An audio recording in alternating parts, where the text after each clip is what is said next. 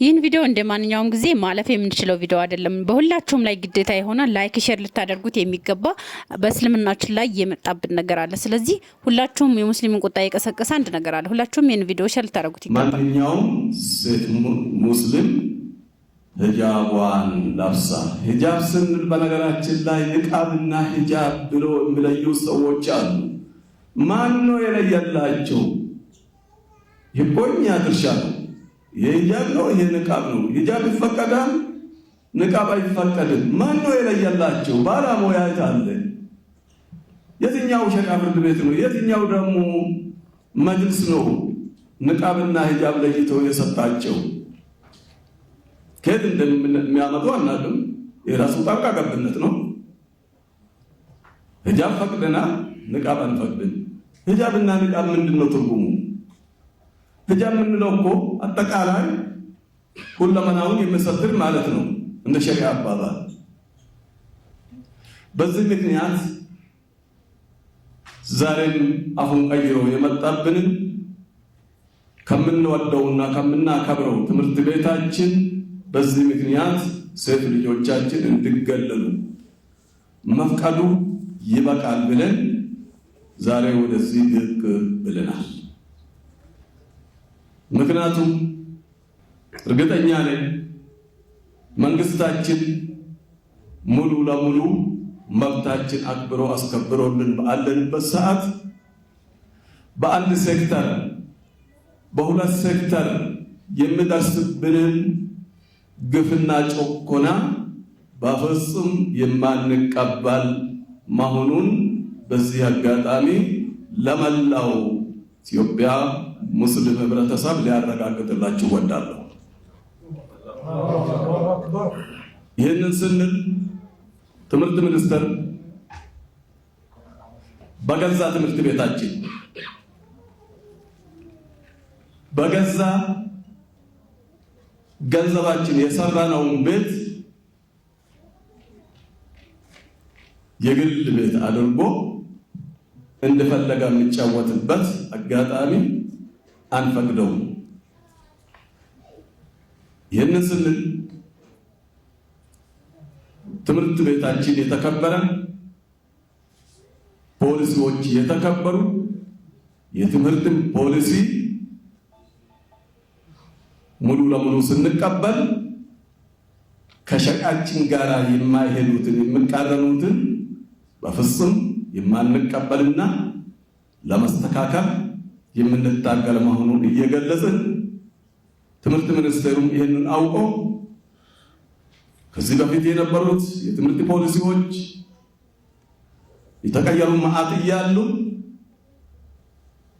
እውነትን ሂጃብን ወይም ንቃብን የሚከለክል ፖሊሲ ካለ ማስቀየር ለምን ተሳነው? ለምን ሌሎቹን አስቀይረዋልና።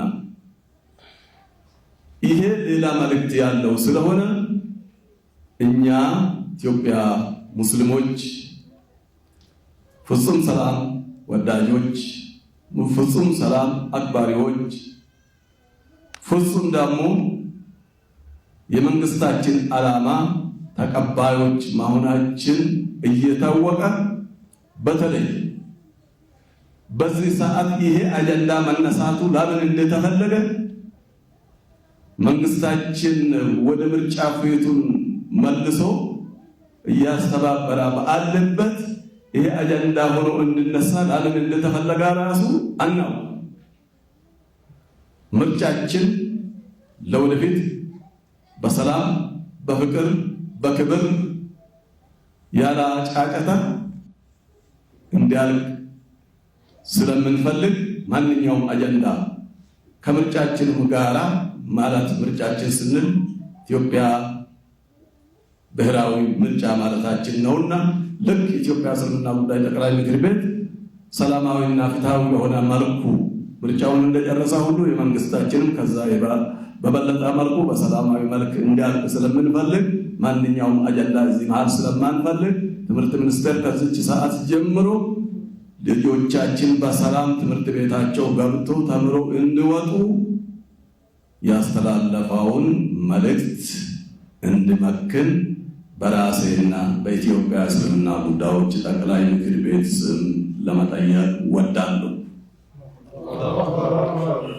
ይህንን እስከ መጨረሻ ተከታትሎ የሚያስጨርሱ 17 አባላት ያሉበት ግብረ ኃይል ወይም ኮሚቴ ከሁሉም ባለድርሻዎች የተዋቀሩ መሆኑን ከትምህርት ገበታ እንድንባረር ተባረናል፣ ተፈንቅለናል።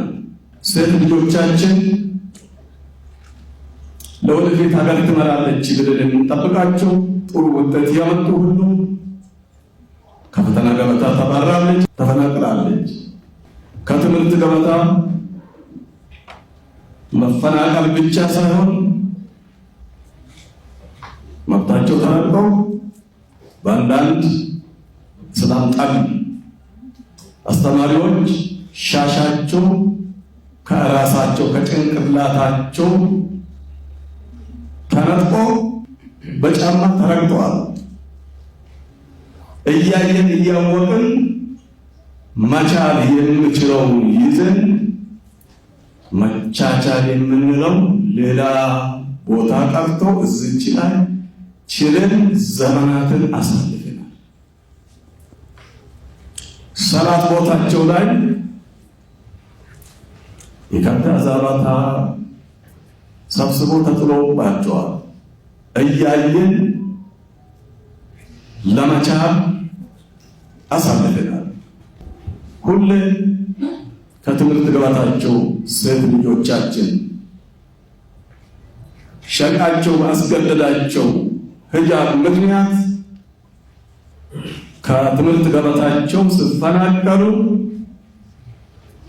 እያየን እየሰማን አቤቱታ እየጎረፈ ህዝቡ እያለቀሰ ብቸኛ ተቋማችን ነውና አቤት እያሉ ጆሮ ዳባ ሆነን እስኪ ሰላም ይበልጣል፣ በዚህ በተለይ በቀና መንግስታችን ላይ አጀንዳ በፍጹም መፍጠር አንፈልግም፣ እንድፈጠርም አንፈልግም። ብዙ ደስታዎች፣ ብዙ ለውጦች፣ ብዙ እድገቶች እያየን ነው። እናግዝ በምን ሌሎች በፈጠሩት ምክንያት መንግስታችን ላይ አጀንዳ ላለመፍጠር ችለን ዛሬ ደርሰናል። የኛ ትዕግስት ሄዶ አሁን የሸሪዓ አልባሶቻችን እንድናወልቅ በይፋ በአደባባይ ታውጆብናል። በዚህ ምክንያት ደግሞ ከትምህርት ገበታ ሙስሊሙ ህብረተሰብ ድሮ በአጼዎች በተለመደ መልክ እንዲፈናቀል ቋንቋውን አዙሮ አሁን አዙሮ መጥቶብናል። ድሮ ታችኛው ሰርተፊኬት ለመቀበል እንኳን ስም እንዲቀየር ይገደዳል። ሁላችሁም ታውቃላችሁ። አውያ ፍቅርና እኩልነት መጥቷል በምንልበት ሰዓት አሁን ቀይሮ ማንኛውም ሴት ሙስሊም ሂጃቧን ለብሳ፣ ሂጃብ ስንል በነገራችን ላይ ንቃብና ሂጃብ ብሎ የሚለዩ ሰዎች አሉ። ማን ነው የለየላቸው? የቆኛ ድርሻ ነው። የሂጃብ ነው፣ ይሄ ንቃብ ነው። ሂጃብ ይፈቀዳል፣ ንቃብ አይፈቀድም። ማን ነው የለየላቸው? ባለሙያ አለ። የትኛው ሸሪዓ ፍርድ ቤት ነው? የትኛው ደግሞ መጅልስ ነው ንቃብና ሂጃብ ለይተው የሰጣቸው? ከየት እንደሚያመጡ አናውቅም። የራሱ ጣልቃ ገብነት ነው። እንደሰማችሁት ነው እንግዲህ መግለጫው ይሄንን ይመስላል። ሼኻችን አላህ ኸይር ጀዛቸውን ይክፈላቸው። ለሚመለከተው አካል የሚሰማ ካለ ትክክለኛ መግለጫ አውጥተዋል። ሰሞኑን እንግዲህ የተፈጠረው በትምህርት ቤት ሴት እህቶቻችን ሂጃብ ለብሰው አይማሩም፣ አይ ሂጃብ እንፈቅዳለን ኒቃቡን ነው እንጂ ያልነው እያሉ ነውና ማን እንደፈቀደላቸው? በእኛ በእስልምናችን ሂጃብ ይፈቀዳል ወይስ ሂጃብ አለብስም ማን ነው ኒቃብ አትለብስም ሂጃብ ትለብሳለች? እነሱ ናቸው ወይ እኛን ሃይማኖት የሚያስተካክሉልን?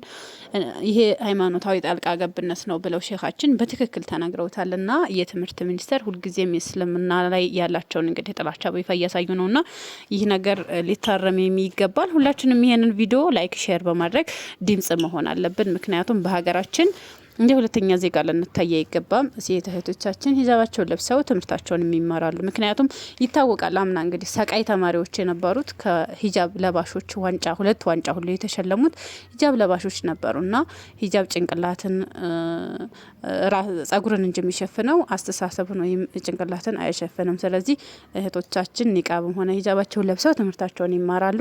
ይህንን ደግሞ የሁላችንም ግዴታ አለብን። ሁላችንም ድምጽ ልንሆን ይገባል። ቪዲዮ ሲለቀቅ ላይክ ማድረግ አለባችሁ። ይህንን ቻናል ሰብስክራይብ ማድረግ አለባችሁ። የሙስሊም ቻናል እስከሆነ ድረስ ይህንን ቪዲዮ ሁላችሁም ሼር አድርጉት፣ ላይክ አድርጉት። አሰላሙ አለይኩም ወራህመቱላሂ ወበረካቱ።